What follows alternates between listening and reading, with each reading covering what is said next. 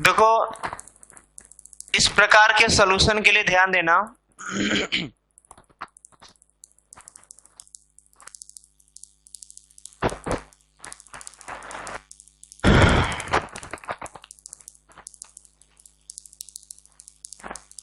जैसे ये दिया हुआ है, ये डिस्क दिया, पूरा द्रव्यमान इसके अंदर भरा हुआ है, पूरा द्रव्यमान।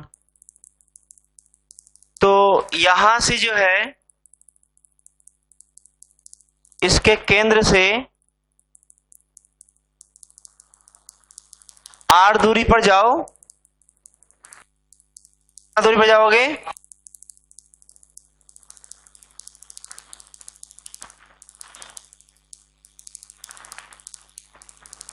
इसके जो है केंद्र से r दूरी पर जाकर के एक ऐसा आकृति जो बनाओ, इसका ऐसा आकृति कट करो जिसका हमें जड़त्व आघूर्ण पहले से ही मालूम हो। तो क्या ध्यान देना, मास तो द्रव्यमान तो पूरे में फैला हुआ है, लेकिन इसमें जो है द्रव्यमान अगर तुमसे हम पूछें कितना होगा तो कैसे बताओगे? तो ध्यान देना, आर पर ये जो चौड़ाई है, ये जो पतला सा पट्टी का चौड़ाई है, पतले से पट्टी का चौड़ाई, वो दिया हुआ है जो है कितना बताओ? D R. डी आर मतलब बहुत पतला सा पट्टी कटा हुआ है। अब बताओ इस पतले से पट्टी में, अच्छा इस पतले से पट्टी का अगर द्रव्यमान अगर m दिया होगा, तो बताओ इस पतले से पट्टी के लिए क्या इस एक्सिस अक्ष के परितः क्या जड़त्व आघूर्ण बता सकते हो? तो बोलोगे हाँ बता सकते हैं, क्योंकि ध्यान देना ये रिंग हो गया एक।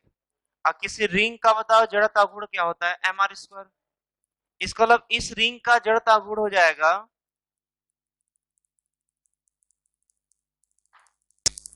वो लिखा जा सकता है, इसका देखो त्रिज्या भी दे दिया r और इसका द्रव्यमान दे दिया dm। तो द्रव्यमान भी दे दिया और त्रिज्या भी दे दिया, तो रिंग का जड़त्व आघूर्ण क्या हो जाएगा? तो बोलेंगे dm इंटू आर स्क्वायर। यही तो होता है एम आर स्क्वायर, तो m हो गया dm into R square, dm R square. अब बताओ ये dm का मान कैसे निकालोगे? जैसे क्या दिया है तुम्हें? त्रिज्या दिया है और द्रव्यमान दिया है, और तुम्हें इस वाले, देखो ये जो नहीं है ये पट, इसका कुछ एरिया तो होगा ना, एरिया जो पतला सा से पट्टा गया है, इस पतले से पट्टे का एरिया तो होगा ना कुछ ना कुछ। बता सकते हो कितना होगा? इस पतले से पट्टी का एरिया बता सकते हो?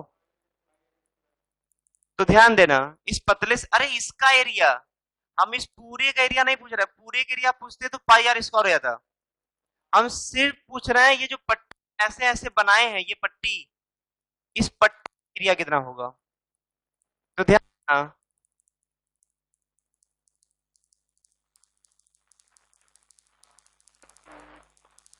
रिंग का जो विड्थ है, चौड़ाई है, बताओ रिंग का चौड़ाई कितना है यार?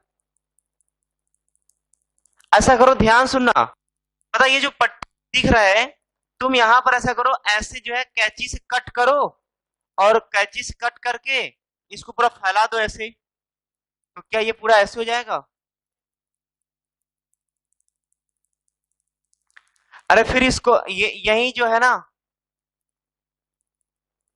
और यही जो था ना, इसको ऐसे कट, ऐसे फैला दिया। अब बताओ इस पट्टी में फैला दिया, इसका लंबाई बता सकते हो? तो बोलोगे जो इसका लंबाई होगा उसी को तो ऐसे खींच करके ऐसे लाए हैं, तो जो इस पूरे रिंग का लंबाई होगा वह इसका भी लंबाई हो जाएगा, क्योंकि यहीं फिर मोड़ोगे तो ऐसा बन जाएगा। तो बताओ इसका लंबाई कितना होगा? तो बोलोगे इस परिधि का लंबाई कितना होगा? तो इसका भी लंबाई उतना ही हो जाएगा, 2 पाई आर।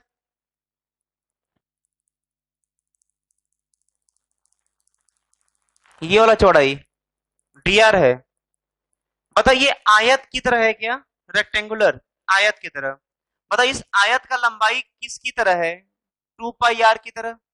इस आयत का चौड़ाई कितना है? तो बताओ इस आयत का क्षेत्रफल क्या हो जाएगा? हो जाएगा 2 पाई r, ये हो गया लंबाई गुणे चौड़ाई, हो जाएगा। सुनना ध्यान से, बताओ इस एरिया में कितना द्रव्यमान होगा? द्रव्यमान पूरे में फैला हुआ है, लेकिन हम पूछ रहे हैं केवल इस पट्टी कितना द्रव्यमान होगा, इस पट्टी कितना होगा? तो बोलते चूंकि इतना एरिया में, इतना एरिया मतलब पूरे एरिया में कितना द्रव्यमान? m। तो एक एरिया में m/πr² द्रव्यमान, एक एरिया में इतना द्रव्यमान, तो इतने एरिया में, तो 2 πr dr वाले एरिया में m/πr², 2 πr dr, पाई से पाई कैंसिल, यहां से आ जाएगा। देखो यही dm है, यही पूरा क्या है? dm। इतने एरिया, ये एरिया कौन है? ये इसमें द्रव्यमान कितना होगा? ये आया है, ये आ गया m/2, 2m/r² r/dr, ये dm का मान है। बताओ रिंग का गुण कितना था? dm×r²। तो चूंकि यही क्या है, यही है ना, अरे इस छोटे से द्रव्यमान का छोटा सा जड़ता गुण। अब di का इंटीग्रेशन कर देंगे और dm/r² का इंटीग्रेशन कर देंगे। dm कितना है? dm है 2m/r² r/dr, ये आ गया dm×r²।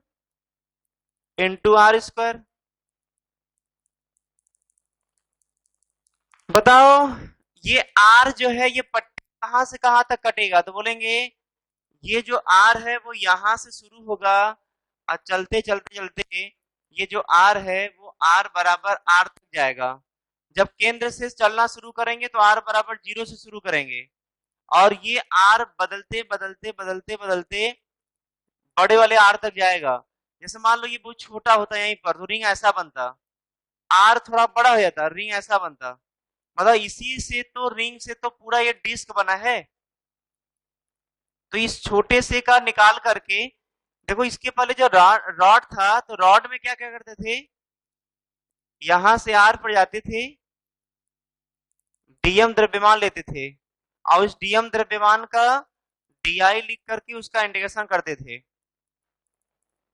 तो जैसे यहां पर एक लाइन था, तो लाइन वाले में एक पॉइंट जो है हम द्रव्यमान निकाले थे, लेकिन देखो यहाँ पर एरिया है, तो एरिया के संबंध में हम लोग क्या निकालेंगे? एक रिंग निकालेंगे, और उस रिंग का हमें पहले से मालूम था कि ये होता है फॉर्मूला mr²। फिर उसको हल करेंगे ऐसे, अब वो आ जाएगा 2m/r r³ dr का इंटीग्रेशन। अच्छा 0 से कहां तक? r तक, 0 से r, ये हो जाएगा 2m/r। देखो ये r² है,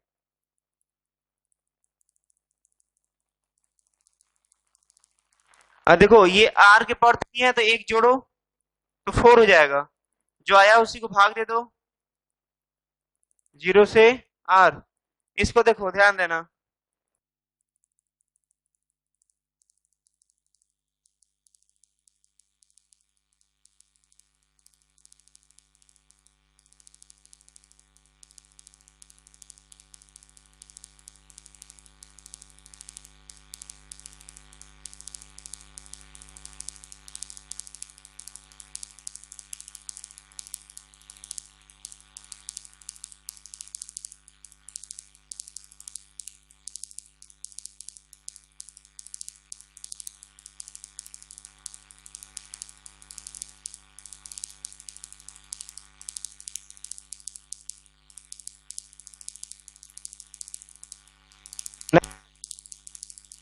रिजल्ट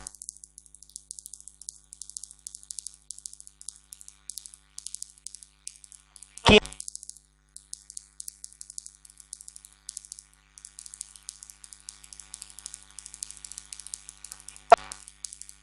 का जड़ा गुण पहले से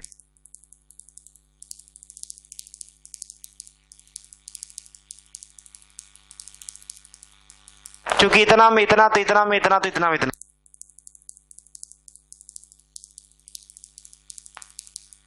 एरिया, तो ये मान लिया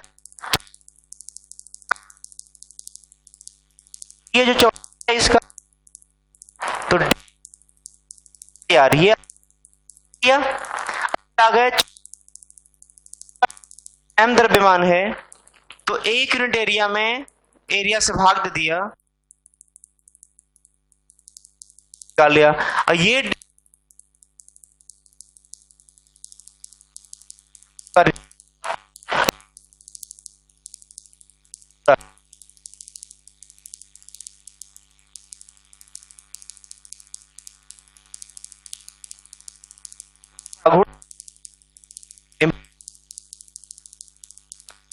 चलो फिर आगे बढ़ते हैं।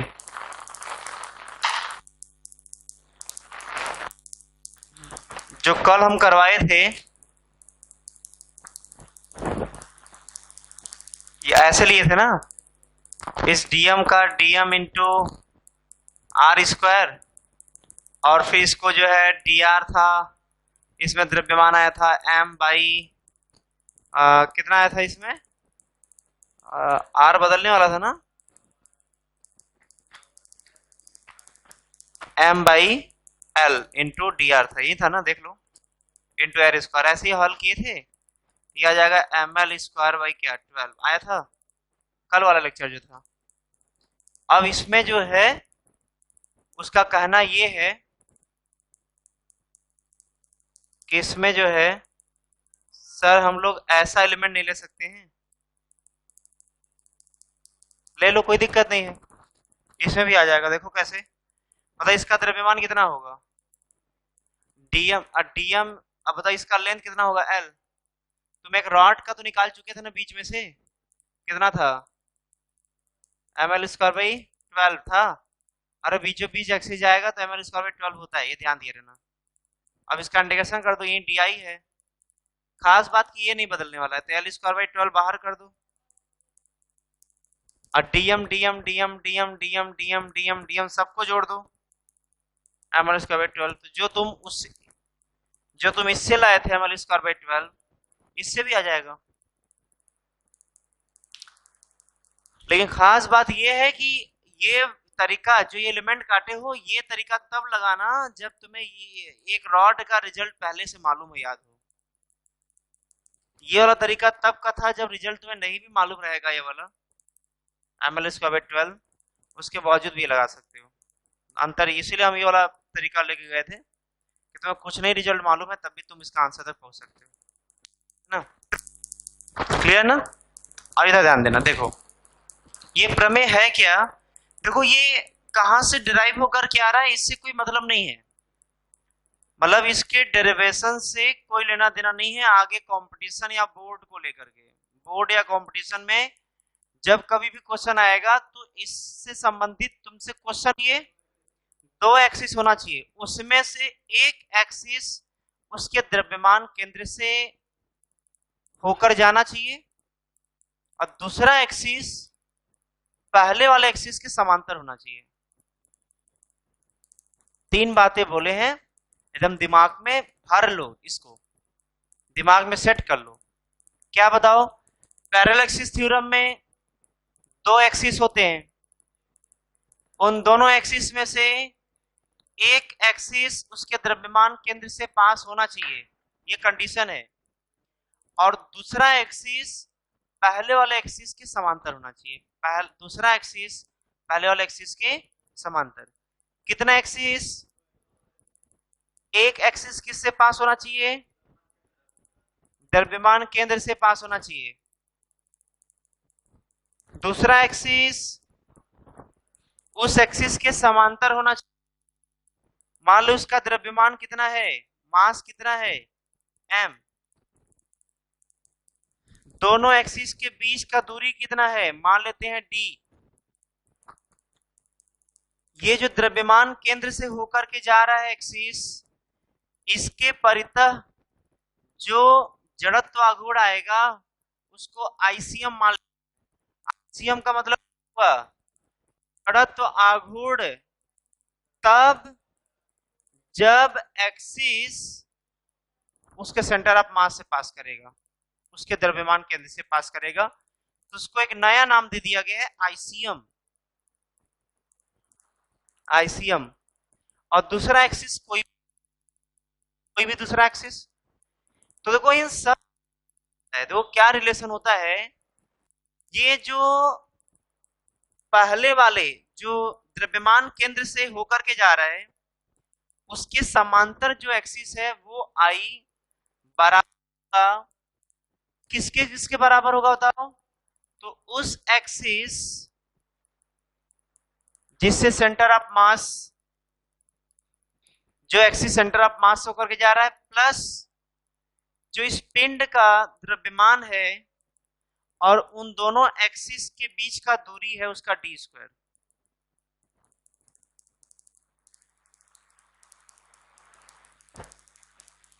ध्यान देना, हमेशा जो द्रव्यमान केंद्र से जाने वाला जो एक्सिस है उसमें जोड़ेंगे एम डी स्क्वायर को, जहां पर एम है पिंड का द्रव्यमान और डी है उनके बीच का क्या, दोनों एक्सिस के बीच का दूरी।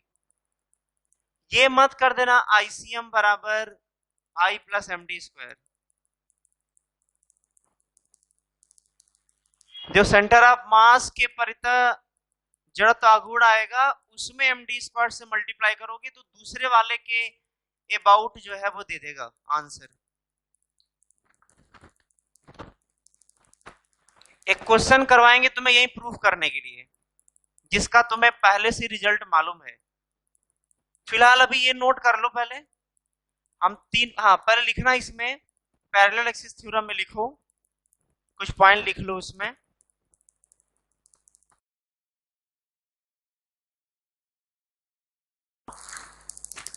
ये जो थ्योरम था अभी, क्या बोल दो क्या थ्योरम था बताओ।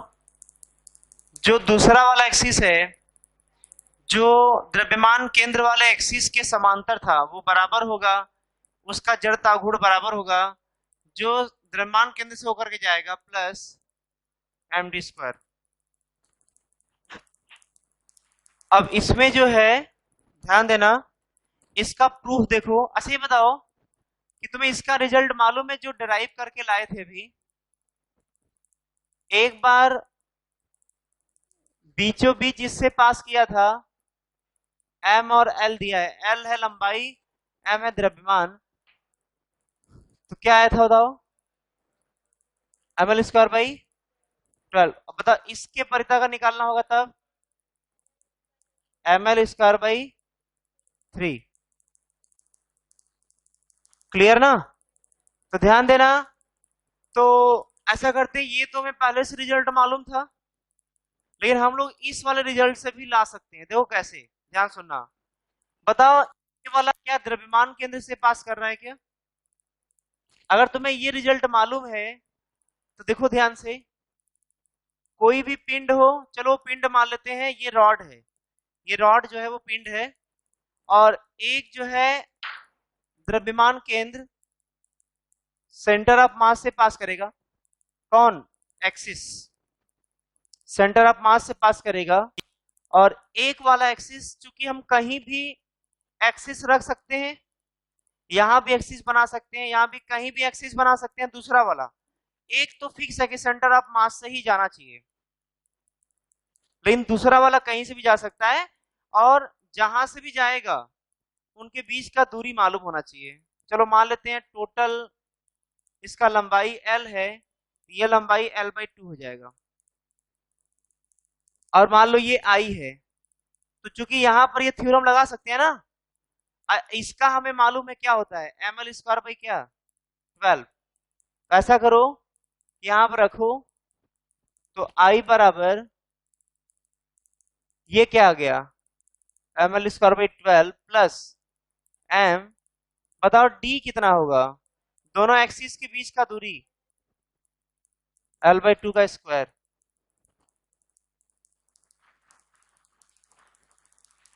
इसको हल करके थोड़ा देखो कितना आ रहा है। देखो ml² और ml² बाहर निकाल दो, ये आ गया 1/12 प्लस ये 1/4। देखो 3 से गुणा करो ऊपर नीचे तो ये 12 हो जाएगा, यहाँ 3 3 1 4, 4/12, तो ml² सही है 4/12। अब देखो यहाँ से ml²/3 आ गया। बताओ इसके अबाउट जो हम लोग डेराइव करके लाए हुए थे, सिर्फ हमें इसके द्रव्यमान केंद्र वाला मालूम था रिजल्ट, देखो यहां वाला ला दिए इस थ्योरम के सहायता से। क्योंकि हम ये चेक कर रहे थे क्या ये थ्योरम सही है, लागू होगा कि नहीं होगा लागू, ये थ्योरम देखो यहाँ पे लागू करने के लिए, क्योंकि हमें एक ही रॉड का दो दो रिजल्ट मालूम था, तो इसको चेक किया इस थ्योरम से, तो इसका हमें मालूम था यहाँ पे लाना था, यही थ्योरम लगा दिया, देखो ये वही ला दिया जो हम लोग पहले से ही याद किए हुए हैं। क्लियर ना, मतलब ये थ्योरम ये लग सकता है, और सिर्फ यही नहीं लग सकता, ये हर जगह लगेगा जहां जहां तुम लगा सकते हो। क्लियर ना, पहले तो रिजल्ट है, पहले उसको याद कर, पहले इसको नोट कर लो, ये लिख देना यहाँ पर, थ्योरम को, प्रमेय को हम लोग ऐसा एग्जाम्पल लिए हैं, प्रमेय का परीक्षण करने के लिए ऐसा एग्जाम्पल लिए, क्या मैच कर रहा है कि ये चाइना वाला प्रमेय है। अब जानते हो देखो इसका यूज कहाँ कहाँ पड़ेगा आ रहा है। जैसे मान लो ये थ्योरम तुम्हें नहीं मालूम रहता और तुमसे ये क्वेश्चन पूछते, बिना थ्योरम के एक बार सोचना, ये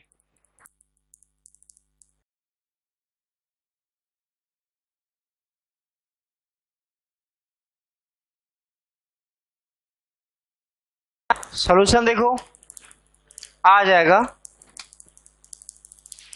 देखो ध्यान देना, यहां पर तुम पैरेलल एक्सिस थ्योरम लगा सकते हो, रॉड ये दिया है, दूसरा रॉड ये दिया है,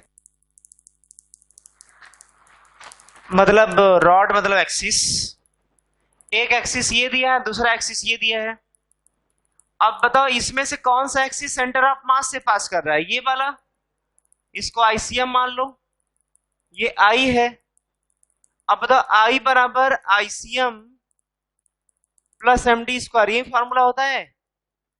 बताओ इस एक्सिस के परितः निकालना है, बताओ आईसीएम क्या होगा इस एक्सिस के परितः, ml²/12, m क्या होगा पूरे पिंड का द्रव्यमान, d होता है दोनों एक्सिस के बीच का दूरी, बताओ ये l/2 होगा, बताओ ये कितना हो जाएगा l/4, अरे l/4 जोड़ोगे तो l/2 आ जाएगा ना पूरा, ये आ गया l/4 का क्या होल स्क्वायर। बताओ ये आ गया ml² और ml² बाहर 1/12 1/16, कितना आ जाएगा ये ml²/12 1/3 प्लस 1/4, कितना आएगा 3 1 4 3 4 7 आ जाएगा 1/7। बोलो जी, यस सर कोई बोल दिया,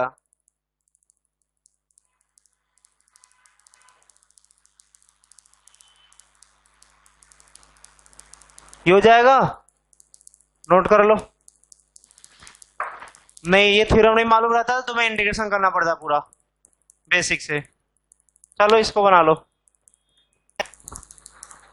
ठोस गोला का मतलब ये हो इसके अंदर द्रव्यमान भरा होगा, त्रिज्या दिया है r, मास दिया है m, इसका डेरिवेशन नहीं करा रहे हैं क्योंकि कोई जरूरत नहीं इसलिए नहीं करा रहे हैं।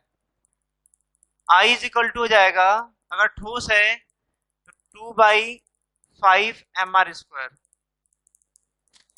5 mr²। और अगर वही खोखला है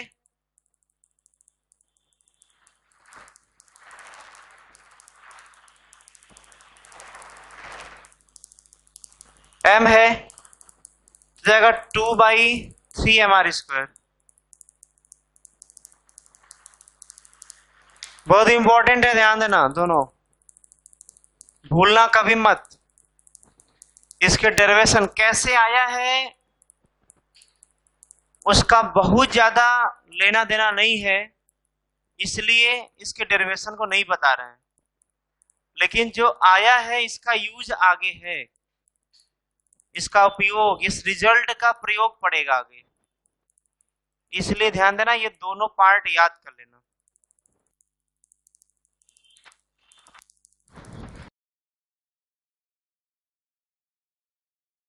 क्लियर ना? गेंद, वो भी जो अंदर से द्रव्यमान पूरा भरा हो, ऐसा गेंद। तो ध्यान देना, तो अगर देखो केंद्र से होते हुए किसी एक्सिस के अबाउट पूछता ना, तब तो आ जाता, क्योंकि केंद्र से गुजरने वाले अक्ष के परितः खोखले वाले का 2/3 mr² होता है, लेकिन केंद्र से गुजरना चाहिए उस अक्ष को, लेकिन इसके अबाउट पूछ रहा है। तो देखो इसका सोल्यूशन ये है, क्वेश्चन तो नोट कर लियो ना। देखो इसका सोल्यूशन ये है, ये आईसीएम हो जाएगा और दोनों में रिलेशन होगा I=ICM प्लस md²। मतलब दोनों एक्सिस के बीच का दूरी त्रिज्या के बराबर होगा, क्योंकि त्रिज्या यही तो होगा ना। I बराबर ICM, बताओ क्या होगा, 2/3 mr² प्लस mr²। ये हल कर लेना, 5 mr² में क्या आ जाएगा, 3। अगर इसका निकाल, अगर ये निकाल, इसके परिता तो मालूम है ना, ICM, I=ICM प्लस md²। ये निकालना है, ICM मालूम है 2/5 mr² प्लस mr², ये हो जाएगा 7 mr² भाई क्या 5। सतह को स्पर्श करते हुए जो अक्ष जाएगा उसका ये होगा, और इसका जो है ये होगा, नोट कर लो।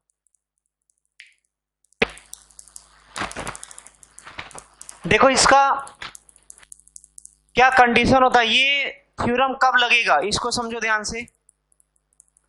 ध्यान देना, ये थ्योरम सिर्फ तभी लागू होगा जब कोई पिंड लेमिना टाइप हो।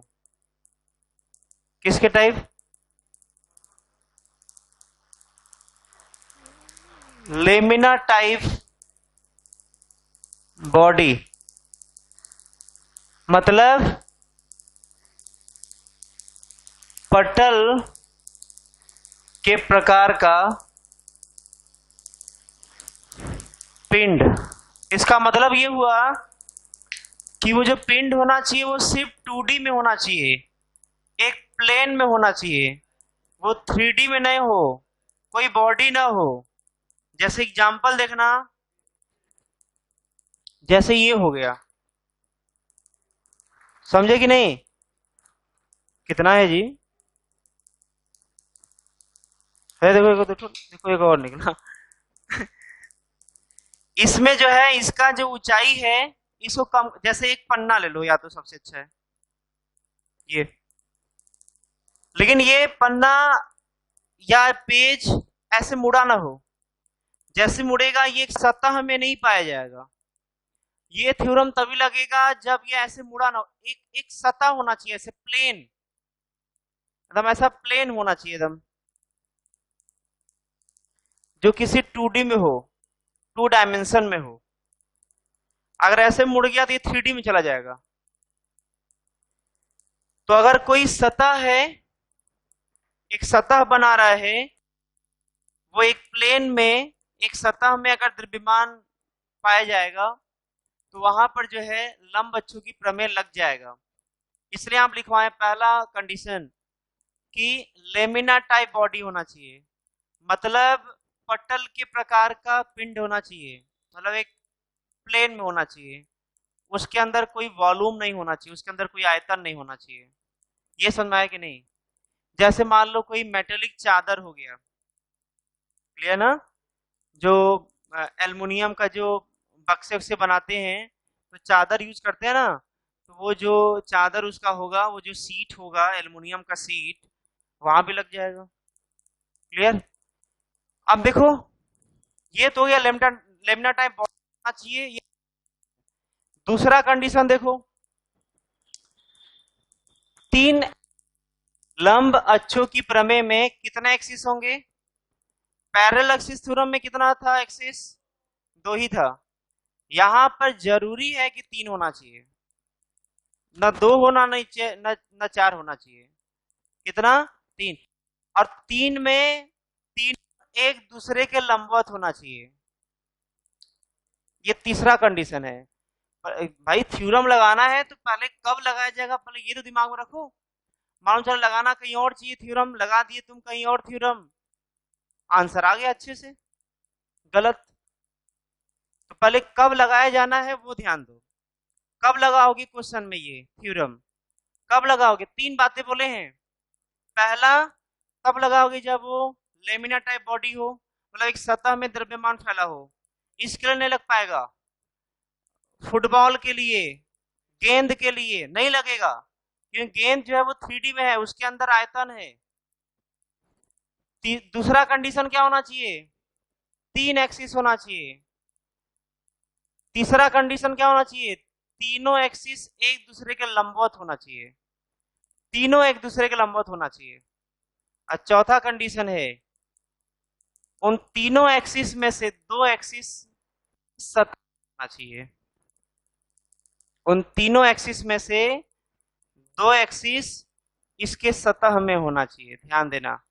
तो बताओ कैसा हो जाएगा? देखो, 3 एक्सिस होना चाहिए, 2 एक्सिस इसके सतह में होना चाहिए, सब के सब परपेंडिकुलर होना चाहिए, इसको एक्स इसको वाई। देखो जेड ऐसे बाहर निकला रहेगा, ऐसे जेड बाहर निकला रहेगा, इस सतह के लंबवत बाहर निकला रहेगा, लेकिन बाहर ऐसे बनाएंगे तो दिखेगा नहीं, तो मजबूरीवश हमें बनाना पड़ेगा इस तरीके से। लेकिन इनके बीच का दूरी कितना होगा? ये सब 90-90 है। ये वाला एक्सिस जो है वो इस प्लेन में नहीं है, वो प्लेन के बाहर है, बस बनाने के लिए बना दिए उस प्लेन में। 3 एक्सिस हो गया।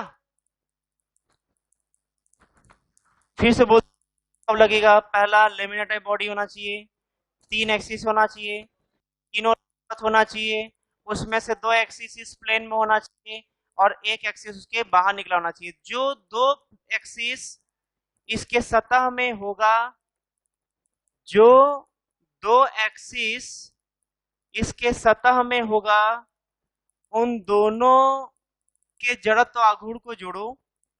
मतलब एक एक्सिस ये हो गया, तो इस पिंड का जड़त्व आघूर्ण बता निकालना इस एक्सिस के परितः, इस एक्सिस के परितः इस पिंड का जड़त्व आघूर्ण निकालना, इस पिंड के इस एक्सिस के परितः इसका जड़त्व आघूर्ण निकालना और दोनों को जोड़ देना, वो बराबर आएगा इस पिंड का जो इस एक्सिस के परितः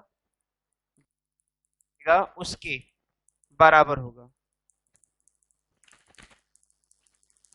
ये थ्योरम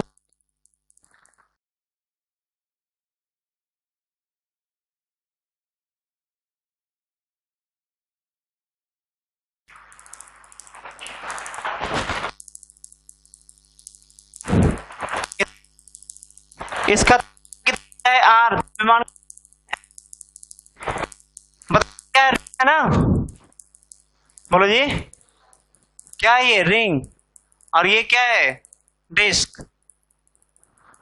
अब बताओ, रिंग जो है वो एक कंगन बीच में खाली रहता है पूरा जो है। हम लोग जब एक्सिस इसके लंबवत ऐसे जाता था तो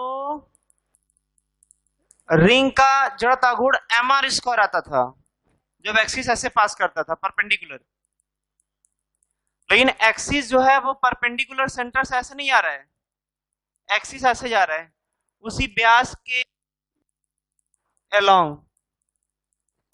एक ऐसा करो अपने मन से, इसको वाई एक्सिस मान लो, एक डैश डैश एक्स और इसको वाई मान लो। जेड बताओ, जेड ऐसे बाहर परपेंडिकुलर।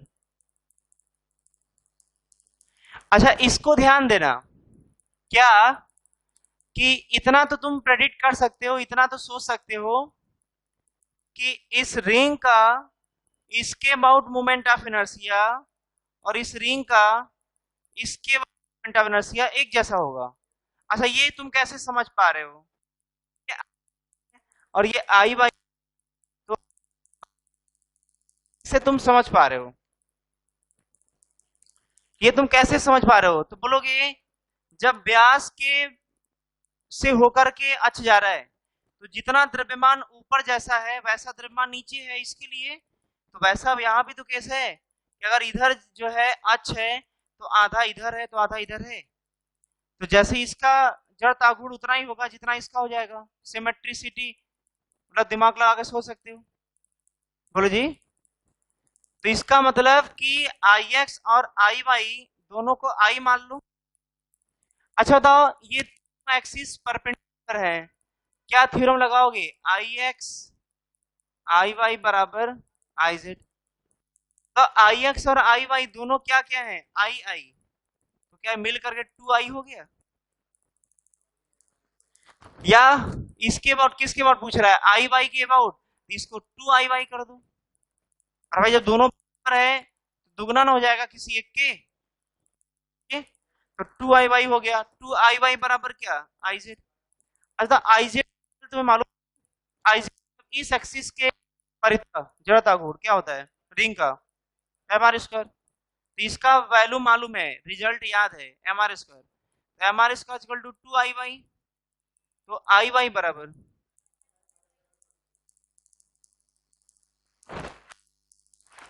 समझे कि नहीं जी? तो ये जो आया ना उसके हिसाब से इसका आंसर तुम बताओगे। अब तुम लोग, एक हम बता दिए, एक तुम बताओ। बताओ इसका कितना आ रहा है, इसका वाला नोट करो, इसका नोट कर लो, बताओ करो।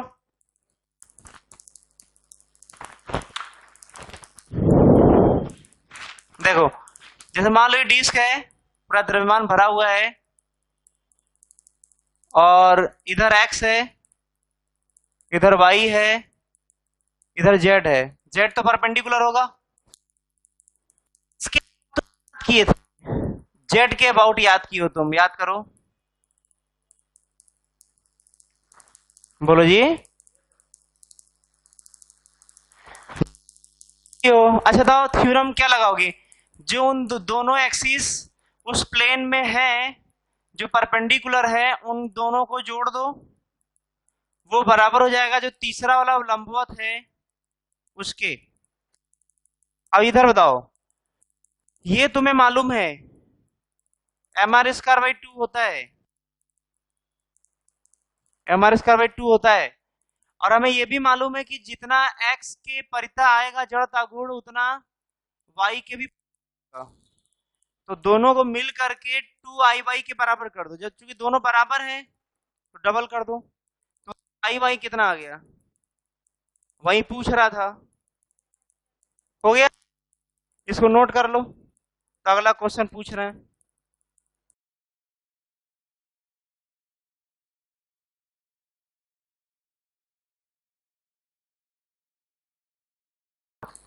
ध्यान देना, किसके अबाउट पूछ रहा है बताओ? किसके परितः? इसके परितः। इसको जेड मान लो, बोलो जी, ये हो जाएगा। अच्छा दो एक्सिस कैसे कैसे मानो बताओ? तीनों एक्सिस कैसे कैसे मानोगे? एक मान लो ऐसे, सॉल्यूशन देख लो इसका। एक मान लो ऐसे और एक मान लो ऐसे।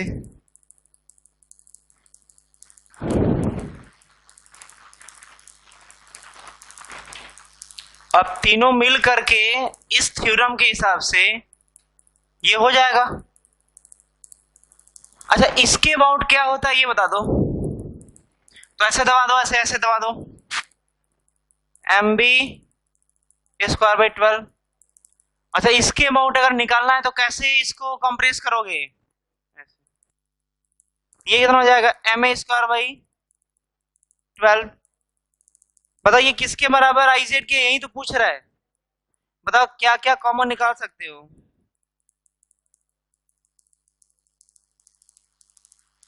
यही आई जेड हो गया। कर लोगे? नोट कर लो इसको, तो फिर आगे अगले क्वेश्चन चलते हैं।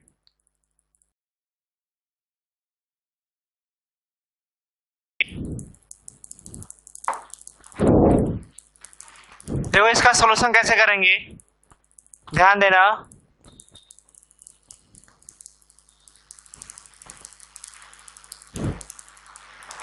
जैसे यहां पर जो है इसको दो स्टेप में ऐसे, मतलब ये ए दिया हुआ है, इसके अबाउट और इसके अबाउट।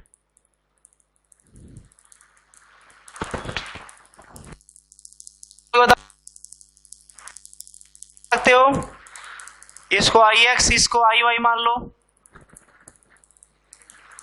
बताओ आई एक्स क्या, I M A square I Y,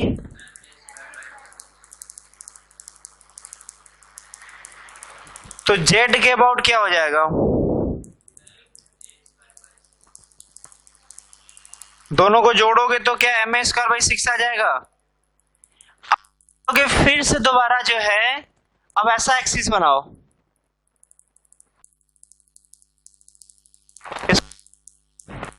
I Y, इसको आई एक्स मान लो। फिर ये बात बोलेंगे कि जो इसके अबाउट इसका आई होगा, इसके अबाउट जो इसका जड़ता गुण होगा वो बराबर होगा। यहाँ फिलहाल डायग्राम से तो ये कह सकते हैं I X equal to I Y. अरे क्योंकि इसके अबाउट जैसा इसका आकृति है, इसके अबाउट इसके परता आकृति देखेंगे तो एक जैसा है, इसलिए दोनों क्या हो जाएंगे? बराबर। और वो जो है तुम्हें निकालना है। अच्छा, इसके अबाउट जो जेड एक्सिस होगा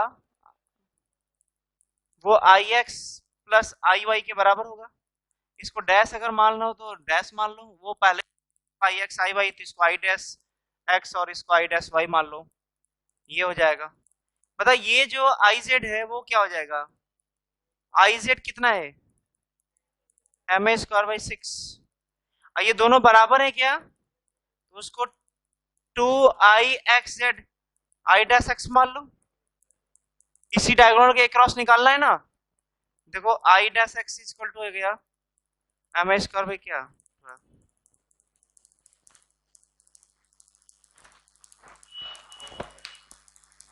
कर लोगे?